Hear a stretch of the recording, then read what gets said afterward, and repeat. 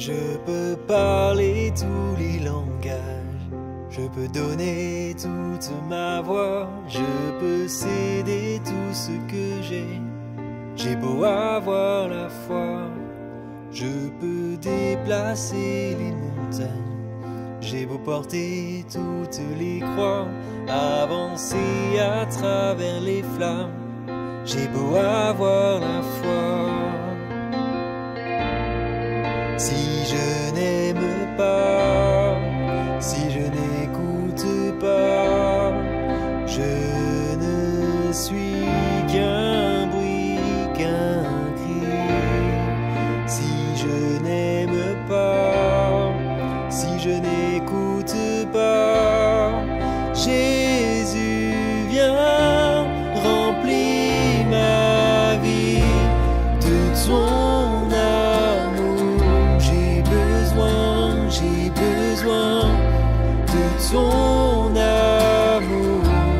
Remplis mon cœur de ton amour. J'ai besoin de ton amour.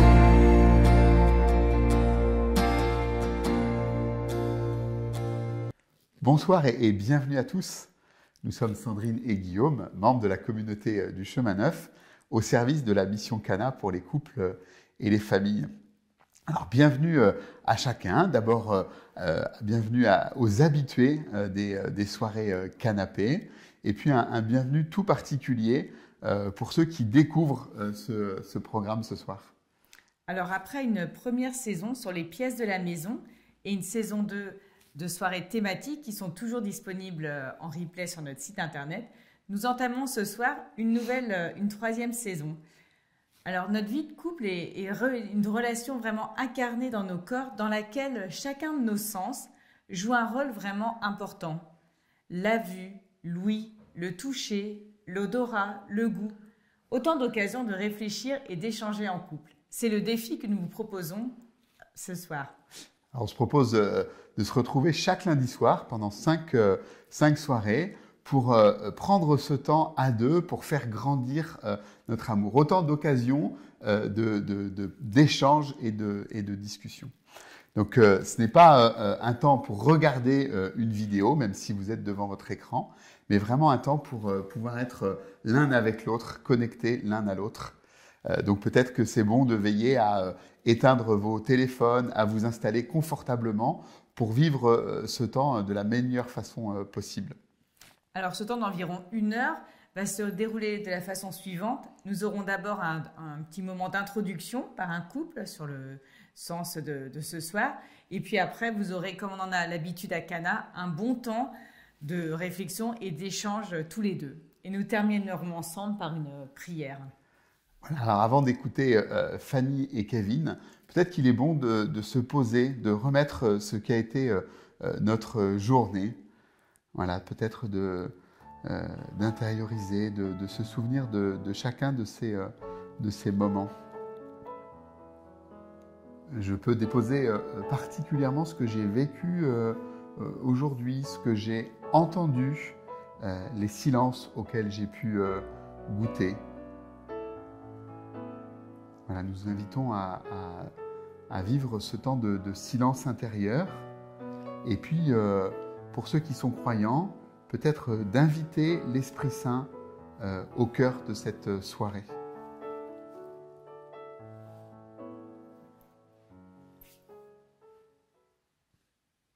Écoutons maintenant Fanny et Kevin nous donner quelques éléments sur le sens de l'ouïe dans notre vie de couple. Bonsoir, Kevin et Fanny, nous habitons près de Lyon. Nous sommes engagés dans la fraternité Cana et nous avons la joie de vous parler de l'écoute. L'ouïe est un sens discret qui ne se fait pas remarquer. Il peut être perçu comme moins essentiel que la vue, par exemple. Il est assez tentant de faire du vélo en écoutant de la musique dans un casque, alors même que les oreilles sont extrêmement utiles pour gérer la circulation autour de soi. L'ouïe est indispensable pour vivre en lien avec le monde qui nous entoure et plus particulièrement pour entrer en relation avec les autres. Mes oreilles me donnent accès à la parole de l'autre. C'est ce qui me permet d'entrer profondément en communication, de dépasser l'apparence. L'ouïe est une porte vers le cœur. C'est parce que l'écoute est si importante dans la relation à l'autre qu'elle a une place centrale dans la Bible, qui est l'histoire de la relation entre Dieu et les hommes. Le Shema Israël est le texte principal de la liturgie juive. Il est récité tous les jours, matin et soir. Shema Israël se traduit « Écoute Israël ».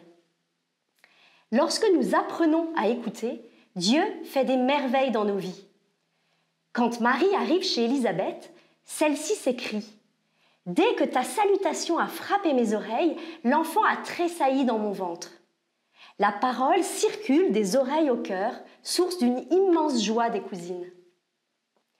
Pour que notre couple profite de tous les bienfaits de l'écoute, il nous faut d'abord faire taire les bruits envahissants pour ensuite pouvoir faire grandir nos oreilles. Prenons conscience que nous avons tendance à fuir le silence. Notre besoin de son a quelque chose de compulsif. C'est ainsi que nous allumons machinalement la radio en montant en voiture. Une autre tentation est d'optimiser notre espace sensoriel. Toute activité qui ne mobilise pas totalement ma concentration devient l'occasion d'écouter quelque chose en même temps. La technologie, qui offre une disponibilité infinie de contenu avec un accès facile, nous pousse à une boulimie auditive. Ces écouteurs, que nous avons souvent aux oreilles, nous permettent aussi de nous mettre dans une bulle. Cette bulle nous protège des bruits extérieurs et donc du bruit des autres, de leurs paroles, finalement de leur présence même. Ces deux habitudes, faire deux choses en même temps et se mettre dans sa bulle, nous marquent plus que nous ne le pensons. Elles peuvent réduire notre capacité d'écoute attentive, notre capacité à être totalement présent l'un à l'autre, spécialement avec mon conjoint. Nous avons besoin de nous offrir une vraie qualité de présence. Souvent, dans l'Évangile, Jésus interpelle ses disciples sur la qualité de leur écoute. Par exemple, après leur avoir expliqué la parabole du semeur, il insiste. Si quelqu'un a des oreilles pour entendre, qu'il entende. Il dit encore, faites attention à ce que vous entendez. En d'autres termes, que fais-tu de tes oreilles? Pour retrouver une qualité d'écoute, nous devons d'abord nous rééduquer au silence. J'ai découvert l'année dernière une application géniale qui me permet d'écouter du contenu de qualité pendant mes activités manuelles. Je me suis rendu compte que je l'écoutais en fait tout le temps jusqu'à saturation. Récemment, j'ai fait le choix de me contraindre à travailler en silence une partie de la journée. Est-ce que personnellement ou en couple, je fais attention à garder des espaces de silence? Voyons maintenant comment faire grandir nos oreilles. D'abord, nos oreilles ont besoin d'être accordées entre nous dans le couple. J'aime bien l'image du poste de radio avec tous les boutons que l'on va régler de plus en plus finement au niveau de l'émetteur et du récepteur.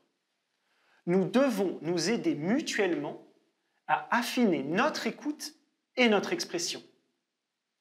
Comment offrir à mon conjoint des clés de lecture, des explications sur mes paroles?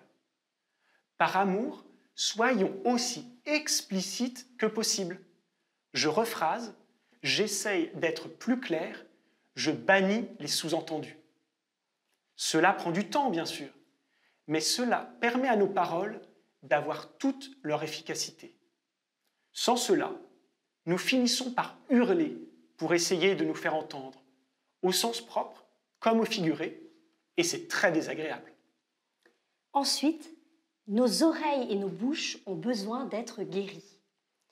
Nous le savons trop bien, nous pouvons nous blesser par nos paroles. Quand c'est tendu entre nous, moi, j'ai particulièrement cette tentation de faire mal à Kevin avec mes mots. Inversement, Kevin me blesse souvent par son absence de parole. Il peut y avoir une violence du silence. Briser le silence après une dispute demande de l'humilité et du courage. Pour certains couples, cette absence de parole s'installe et laisse place au non-dit. Notre couple continue de fonctionner au quotidien, mais nous ne nous parlons plus. On ne se dit plus rien. Nous avons tant besoin d'entendre et de dire des mots d'amour, des paroles valorisantes, des paroles qui font du bien. Chacun peut se demander, est-ce que j'ai besoin d'écouter plus, d'écouter mieux par amour? Est-ce que j'ai besoin de parler plus, de parler mieux par amour? Osons présenter ces questions à Jésus. Ce n'est pas par hasard que l'Évangile nous raconte tant de ces guérisons. Il fait entendre les sourds et parler les muets, relate l'évangéliste Marc. Un des grands fruits des miracles de Jésus, c'est que la personne est rétablie dans sa relation à l'autre. Faire grandir mes oreilles, ça peut être apprendre à écouter les bruits de mon conjoint, comme une façon de continuer à le découvrir, à ne pas s'habituer à l'autre, à s'étonner de nouveau. Écouter sa voix, écouter son pas, écouter ses gestes. Le Cantique des Cantiques, un livre de la Bible très poétique sur l'amour des époux, nous éveille à ce romantisme de Louis. Je dors, mais mon cœur veille, c'est la voix de mon bien-aimé. Il y a aussi les bruits désagréables de mon conjoint. Il peut être naturellement bruyant, faire claquer les portes, parler fort ou ronfler. Prenons conscience de la place de ces bruits dans notre relation et osons en parler. Est-ce que cela peut changer? Est-ce que l'on peut trouver des solutions? Est-ce que je peux choisir de l'aimer avec ça? Faire grandir nos oreilles, ça peut être apprendre à savourer l'écoute pour elle-même, comme on savoure un bon repas. En matière de divertissement, Louis est toujours en accompagnement. Accompagnement de l'image dans un film, accompagnement d'un repas en musique d'ambiance, accompagnement de la danse. Nous vous proposons de choisir une soirée pour vous asseoir en couple et écouter quelque chose ensemble, sans rien faire d'autre. Se faire écouter l'un à l'autre une musique, une émission, un enseignement, quelque chose qui vous a marqué. Choyez l'écoute afin de redécouvrir la saveur de ce sens pour lui-même. Ça demande un peu de courage parce que c'est plus facile de se plonger dans une expérience multisensorielle. Mais nous vous promettons que c'est très détendant, reposant et ça fait bien à nos couples. On a testé pour vous, c'est un petit élixir d'unité. Pour finir, et pour vous donner envie de plus vous aimer avec vos oreilles, nous allons vous lire la fin d'un conte, Arlequin ou les oreilles de Venise, que vous retrouverez dans les bonus. Attendez. Arlequin s'arrêta net et se retourna. Colombine s'était levée. Vos oreilles ne sont pas si grandes que ça, et elles n'entendent pas tout, Arlequin, murmura-t-elle tout doucement. Pardon? Si vous entendez les carpes muettes du bassin, l'effort des feuilles qui poussent dans les orangers, le festin des insectes dans les fruits trop mûrs, vous n'entendez pas le principal. Voilà qu'à son tour, Arlequin se sentit muet. Il écouta de toutes ses forces, et enfin, il entendit. Cela faisait comme les pizzicato de deux violons. Cela montait crescendo, comme des gammes sur deux claviers, des ribambelles de triolets sur des cordes pincées. C'était leur cœur, le sien et celui de Colombine qui se répondaient. Simplement, l'un et l'autre les avaient accordés. Merci Fanny et Kevin pour cette introduction. Et nous arrivons donc maintenant au cœur, à l'essence même de cette soirée, Ce temps de dialogue en couple, l'échange que nous avons fait grandir notre unité et notre amour. Alors concrètement, nous allons vous proposer 3 questions et peut-être prendre d'abord 10 minutes seul dans peut-être un autre endroit de votre logement pour réfléchir personnellement et prendre quelques notes. Et vous retrouverez au bout de 10 minutes pour un temps d'échange d'à peu près 20 minutes, voilà, où vous pourrez l'un puis l'autre évoquer ce que ces questions vous ont fait réfléchir, comment elles vous rejoignent dans votre vie concrète de couple. Veillez vraiment à ne pas vous couper la parole, à vous écouter jusqu'au bout. Donc si ces 20 minutes ne suffisent pas, vous pouvez mettre la vidéo sur pause et la reprendre après, car nous nous retrouverons ensemble pour conclure la soirée par une prière. Donc voici les 3 questions que nous vous proposons ce soir. Voilà, dans ce que j'ai entendu, qu'est-ce qui me rejoint et que je souhaite te partager ? Si je prends du recul sur mon quotidien, quelle place je donne au silence ? Est-ce que j'ai besoin d'écouter plus, d'écouter mieux ? Est-ce que j'ai besoin de parler plus, de parler mieux par amour ? Bon temps d'échange.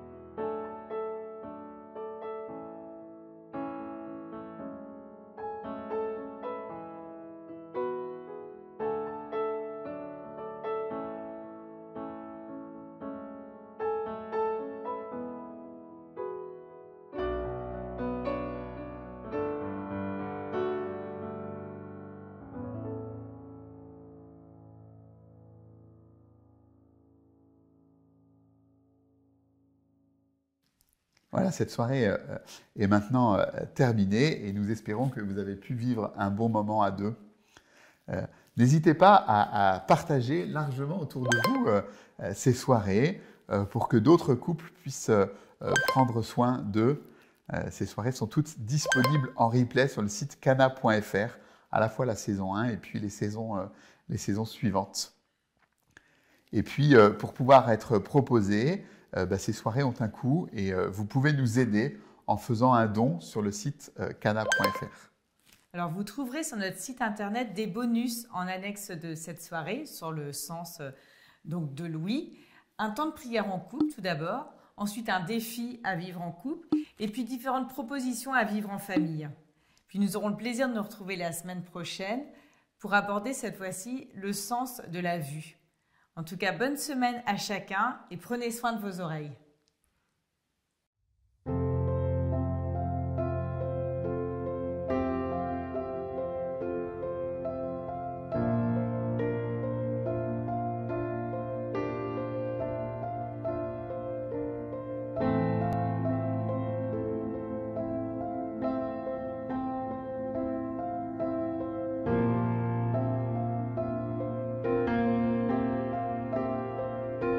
Je peux parler tous les langages, je peux donner toute ma voix, je peux céder tout ce que j'ai beau avoir la foi, je peux déplacer les montagnes, j'ai beau porter toutes les croix, avancer à travers les flammes, j'ai beau avoir la foi. Si je n'aime pas, si je n'écoute pas, je ne suis qu'un bruit, qu'un cri. Si je n'aime pas, si je n'écoute pas, Jésus vient remplir ma vie de son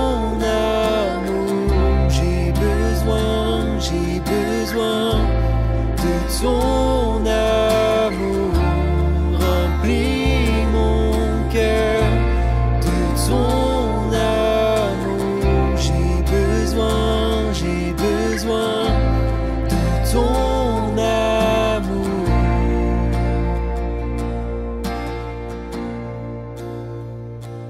Je peux parler comme un prophète, j'ai beau avoir pouvoir paraître, renoncer à ma volonté, j'ai beau tout sacrifier, je peux crier ton nom Seigneur, cacher au fond de moi mes peurs, je peux surmonter mes envies, j'ai beau donner ma vie.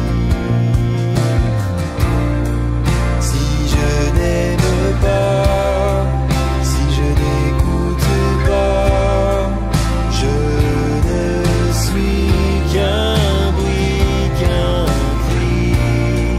Si je n'aime pas, si je n'écoute pas, Jésus vient remplir ma vie de son amour. J'ai besoin de ton amour. Remplis mon cœur de ton amour. J'ai besoin de ton amour.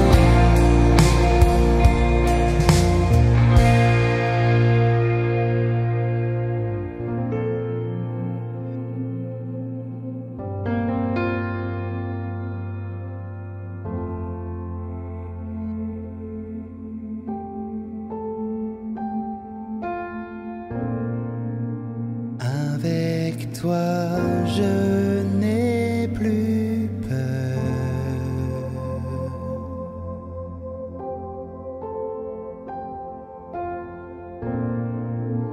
Garde-moi près de ton cœur.